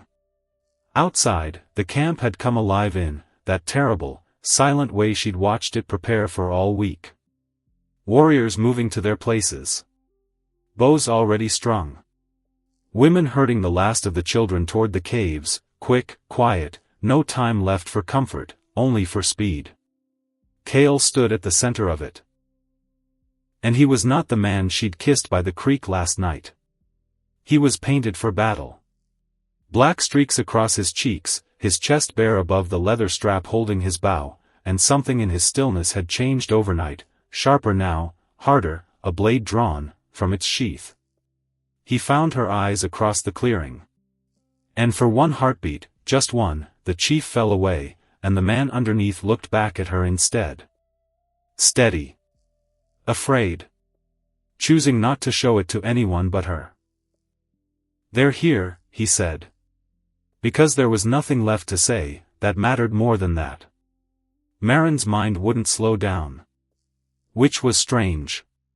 Because everything around her had gone strange and slow, the way a nightmare slows down right before the worst part, except this wasn't a nightmare, this was real, this was happening. 12 riders cresting the eastern ridge, with rifles catching the first hard light. 12. She counted. Recounted. Couldn't make the number smaller no matter how many times she ran it. So she grabbed for Kale's arm instead. "Let me go to them." "No. If they see me, if they see I'm alive, unharmed." "No." Flat. Final. The same tone he'd used the first night, telling her river, that way. Except this time it scared her instead of steadying her. "Kale, please. They don't want you anymore." His eyes didn't leave the ridge. "Haven't for 2 years. You're an excuse now. Nothing more." Which meant nothing she offered would matter. Which meant the only thing standing between 12 armed men and this valley was a chief, 40 warriors, and whatever was left of the morning. She hated how true that felt. Dust rose along the ridge line. Rifles flashed. And somewhere in the middle of that formation, riding easy, unhurried, like a man who already knew how the day would end, sat Colton Marsh. Beside him, Hale. Her uncle. Her stomach dropped straight through the earth. The riders stopped 100 yards out. Marsh raised his hand. The formation halted behind him, rifles still, waiting. "We know she's in there," Marsh called across the flat. His voice carried easy over the quiet. "Send her out. Nobody has to bleed today." Kale stepped forward alone. Bow in hand. Voice carrying just as clean. "She's under my protection," he called back. "You have no claim here." Marsh laughed. "Short. Ugly. That ain't how this works, Chief." Hale's horse shifted beneath him, restless, and his eyes found Maren, where she stood at the edge of the camp, half hidden behind a lodge pole, not hidden enough. "Maren." Her uncle's voice cracked across the distance. Almost gentle. "Almost. Come home. This doesn't have to go any further." "You knew," she shouted back, before she could stop herself. Before fear could talk her out of it. "You knew what happened 8 years ago. The raid. The village. You were there." Silence. Because that silence told her everything the scout's confession hadn't already confirmed. Roth's jaw worked. "That's got nothing to do with you." "It has everything to do with me," she said. "You used me. The wedding. Elias. All of it. Just cover. So you could ride in here, and take what's theirs." "Enough." Marsh's voice cut through, sharp now, done with talking. His rifle came up, slow, deliberate. Kale's bow answered before the rifle finished rising. An arrow hissed across the flat, and buried itself in the dirt inches, from Marsh's boot. A warning. Not a kill. Except warnings didn't hold. Not today. The first gunshot ripped the morning apart. And then there was no more talking. No more waiting. Just chaos, riders spurring forward, rifles cracking, arrows answering from the rocks above, the whole valley erupting, into noise and dust, and screaming horses. Maren dove behind a boulder. Heart slamming so hard it hurt. Bullets snapped past overhead, close enough to feel the air move. Because this was real now. Because there was no undoing it. Because somewhere out there Kale was moving, through gunfire with nothing but a bow, and the same steady calm he'd carried, through every storm, since the desert. She peered around the rock. Watched him duck behind a fallen horse, knock, rise, fire, drop again. Fluid. Precise. A man who'd done this, before and hated every second of having to do it again. Which was when she saw Dohate. He was fighting near the horse line, the same young man who'd sold their defenses to Marsh 2 weeks ago, the same grief-hollowed face she'd watched crack open at the council fire. Except now he was fighting for them. Fierce. Desperate. Like a man trying to buy back something he'd already spent. A rider bore down on him, from the flank. Rifle raised. Too close, too fast, no time for Dohate to turn. Kale. Maren screamed. Too late. Except not too late for Kale, who spun at the sound of her voice, and put an arrow, through the rider's shoulder, before the shot ever fired. The man toppled. Dohate stumbled back, chest heaving, alive. For 1 second their eyes met across the chaos, Chief, and the boy who'd betrayed him, saved by the very man he'd betrayed. Something passed between them, that Maren didn't have a name for. Debt. Maybe forgiveness starting to take root, too new yet to trust. Then a rifle cracked, close, and Kale staggered. No. The word tore out of her, before she'd decided to move. She was up, and running before her body finished the thought, low, fast, ignoring every scream in her chest, that told her to stay down, stay hidden, stay alive. She reached him behind the dead horse. Blood soaked through his shoulder, dark and spreading, his teeth gritted hard against it. You're hit. Just a scratch. Which was a lie. Which they both knew was a lie the second it left his mouth. She ripped her shawl free, pressed it hard against the wound. His breath hissed through his teeth. You shouldn't have, she started. Don't. His hand found hers, pressed it harder against the wound. Don't finish that sentence. They're going to kill you. Because of me. Because of what my blood did to your family 8 years ago, and what it's doing right now. Stop. His eyes locked on hers, fierce even through the pain. We fight for what we love. That's life. Not death. Another shot cracked, closer this time. Marsh, reloading, stalking forward through the smoke, face twisted with the particular fury of a man watching his plan come apart in real time. Maren stood. Because someone had to.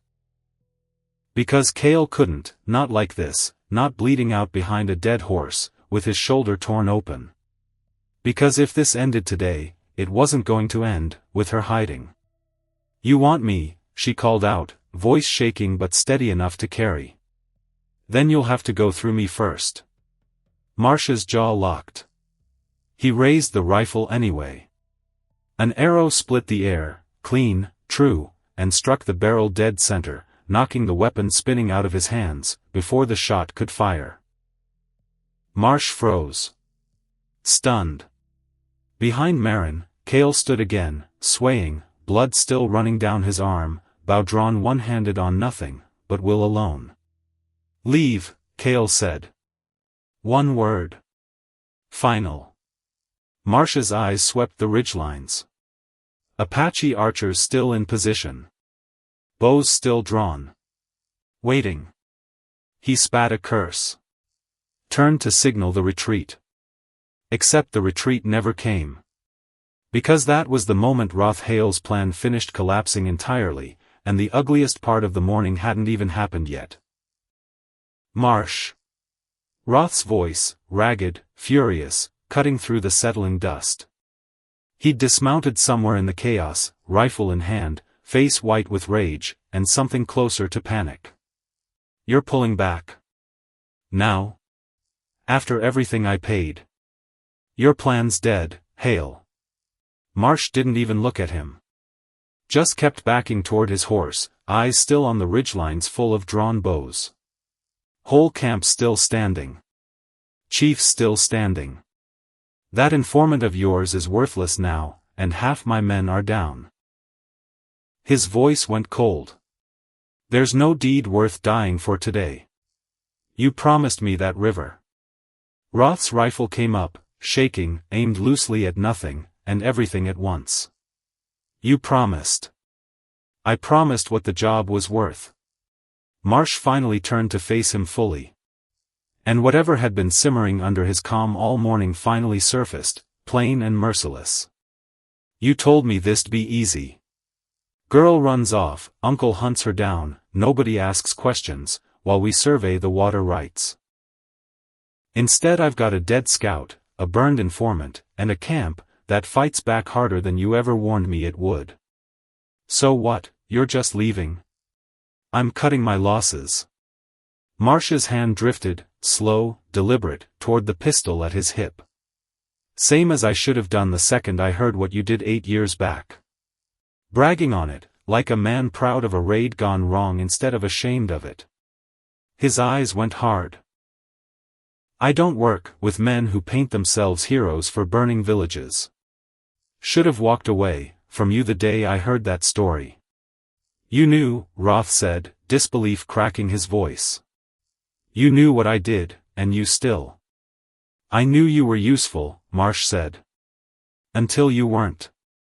Roth's face twisted, desperate now, the whole architecture of his plan crumbling in real time in front of him. His rifle swung up, toward Marsh this time, shaking hands, a man with nothing left to lose reaching for the only leverage he had left. Marsh was faster. The shot rang out flat, and final across the valley, and Hale dropped, where he stood, and for one long terrible second, the whole battlefield went silent around it. Maren felt the scream catch in her throat, before it ever escaped. Because whatever he'd done, whatever cruelty he'd carried, whatever debt 8 years old he'd never once tried to pay, he was still the only family she'd had left in the world, until 11 days ago. And now he was gone. Not by Kale's hand. Not by any Apache blade or arrow. By the very man he'd hired to help him take what wasn't his. Marsh didn't linger. Didn't look back. He swung up, onto his horse, barked something sharp at what remained of his riders, and the whole broken formation wheeled, and fled east, dust boiling up behind them, gone before anyone in the valley had finished processing what they'd just watched. Silence rolled back in. Heavy. Slow. Maren stood frozen, staring at the place, where her uncle had fallen, feeling something complicated, and terrible move, through her chest, not grief exactly, not for the man who'd tried to sell her like property, and burned who knows how many lives before that. But grief for something else. For the family she'd never really had. For the ending, that should have looked different and didn't. Behind her, a soft, ragged breath. She turned. And Kale was swaying on his feet, the arrow through Marsh's rifle the last strength he'd had left to spend. His knees buckled. She caught him, before he hit the ground, arms wrapping tight around him, his weight nearly taking them both down. Kale. Her voice cracked wide open. Don't you dare.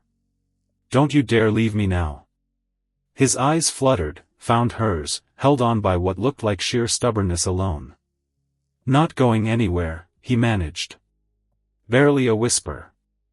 Then his eyes closed, and his name slipped from her lips like a prayer she hadn't spoken, since she was a girl kneeling at her mother's bedside, and the sun climbed higher, over ground marked, with blood and smoke, and an ending nobody in that valley had asked for. The hours after blurred together the way trauma always blurs, time folding in on itself, minutes stretching and collapsing without warning.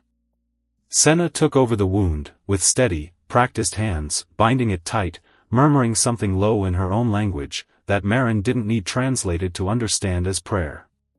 He's strong, Senna said, without looking up. The spirit isn't ready to call him home. Not yet. She glanced at Maren, just once, something unspoken passing between them, the kind of understanding that only comes after a month of small, careful proofs. Stay close. He'll want your face to be the first thing he sees. Maren knelt beside them, pressing a cloth to Kale's forehead, wiping away fever sweat that had already started beading along his hairline. He surfaced twice, before nightfall, never fully, never long, just enough for his eyes to find her face, and hold there a moment, before the fever pulled him back under. Just enough for her to whisper, that she was there, that she wasn't leaving, that he only needed to keep breathing, and everything else could wait. By the third surfacing, near dusk, his eyes stayed open a little longer. Maren, he rasped. I'm here. She leaned close, tears she didn't bother hiding sliding down her face. I'm right here. They're gone. Yes. Her voice cracked with relief. They're gone. You did it. He tried to lift his head. Pain flashed sharp across his face, and she pressed him gently back down. Don't move. Just rest. I'm not going anywhere, and neither are you. Not tonight. A faint, exhausted smile ghosted across his mouth. Bossy, he murmured, and let his eyes fall shut again, this time into something that looked less like fever, and more like real sleep, the first real sleep his body had allowed itself, since the fighting started. Senna caught Maren's eye across the low fire and, for the first time, since the desert, since the water, since 11 careful days of watching and waiting, she smiled. Small. Real. A door closing on one kind of worry, and opening onto another, gentler kind. The camp rebuilt itself the way camps like this always had to in the days that followed, burying what needed burying, mending what could be mended, carrying forward what couldn't be undone. Word came south, within the week, that Hale's mortgage note had gone unpaid, that Territory Land and Water Consolidated had quietly withdrawn its survey claim the moment its agent of record turned up dead on contested ground, that no lawman in 3 counties had much appetite for asking too many questions about how a marshal named Colton Marsh had vanished east, with half his hired guns, and never been seen again. Dohate came to Kale on the 5th day, kneeling at the edge of his sickbed, head bowed. "I don't ask forgiveness," he said, voice rough. "I don't think I've earned it yet." Kale studied him a long moment. "You saved lives that morning. Fought harder than most men twice your age. After nearly costing everyone theirs. Grief makes fools of good men," Kale said. "I know that better than anyone in this camp." He held Dohate's eyes. "The question isn't whether you made a mistake. It's what you do, with the rest of your life, because of it." Dohate's throat worked. "What do I do?" "You live," Kale said. "Carefully. Honestly. And you remember, every single day, what it cost almost everyone around you." A pause. "That's not punishment. That's just what it means to carry a debt worth paying back slow, instead of all at once." Dohate nodded, unable to speak, and left the lodge a little steadier than he'd entered it. 2 weeks after the battle, Kale walked to the creek unassisted for the first time. Maren found him there at dawn, standing at the water's edge in the same spot, where everything between them had first cracked open, the confession about Ren, the night before the fighting, when he'd finally said the words neither of them had been brave enough to say sooner. "You shouldn't be out here alone," she said, coming to stand beside him. "I rest better," he said, "when I find you." She smiled despite herself. The wind moved warm across the valley, carrying the smell of sage and creek water, and for a long moment neither of them said anything at all, content just to stand together in the quiet. "What happens now?" she finally asked. "For you. For the camp. For us." Kale was quiet a moment, watching the light spread gold across the water. "Hale is gone," he said. "Whatever claim Territory Land and Water thought they had, it dies with the man who signed for it. Noda's already sent word to the territorial office. Legal word. Written proof of the land grant scheme, testimony from the scout we held." A faint, tired satisfaction crossed his face. "It won't undo 8 years. But it closes a door that's been open too long." "And Elias?" she asked. "Rode through again 3 days back, on his way north for good this time," Kale said. "Free of the debt your uncle held over him. Said to tell you he was sorry, one more time, in case the first time didn't land." A faint, almost warm note entered his voice. "I told him it landed. I think it did." She let out a breath she hadn't realized she'd been holding, since the desert. Since long before the desert, if she was honest with herself. "And us," she said again, softer this time. He turned to face her fully. The morning light caught every line of his face, tired, healing, steadier than she'd seen him, since before the fighting started. "That depends on you," he said. "I won't ask you to choose this life, because you feel you owe it to me. I won't ask you to stay, because leaving feels harder than staying." His hand found hers. "I'm asking you to choose it, because it's what you want. Nothing less than that." She looked past him, out at the valley, the cottonwoods, the low lodges, the children already awake, and laughing somewhere near the water, Senna crossing the clearing, with a bundle of mended hides, and a look on her face, that had stopped being suspicion days ago, the whole hard, honest, beautiful life that had taken her in, when she had nothing left, and asked for nothing in return except honesty. "I ran from one cage my whole life," she said. "I'm not interested in building a new one just because this one's prettier." She met his eyes. "But this isn't a cage. This is the first place that ever let me choose. And I choose this. I choose you. Not because I'm scared to leave. Because I don't want to. Something in his face broke open, soft and unguarded, and he pulled her close, careful of the healing wound, resting his forehead against hers. "Then let's keep choosing it," he said. "For as long as the sun keeps coming up over this valley." "For as long as it rises," she echoed. And together, under a sky just beginning to turn, from gray to gold, two people who had found each other in the worst possible circumstances stood at the edge of the water they'd both nearly died for, and let the future arrive slow, the way real things always do, not with fireworks, not with grand declarations, but with the quiet, stubborn decision to keep choosing each other, one honest morning at a time. Behind them, the valley kept waking. Smoke curled soft from cook fires. Children's laughter rose, over the sound of the creek. Life, stubborn as ever, pushing forward against everything that had tried to end it. And somewhere in that ordinary, unremarkable morning, no different, really, from the 1,000 mornings that would follow it, a chief, who had spent 8 years teaching himself how to survive grief, finally allowed himself to feel something closer to peace. Not because the past had been erased. It never would be. But because he had learned, the hard way, that the future doesn't ask you to forget what broke you. It only asks you to keep walking toward whoever helped put you back together. And Maren Hale, once a woman, who ran because she had nowhere else to go, had finally found the one place on earth she wanted to stay.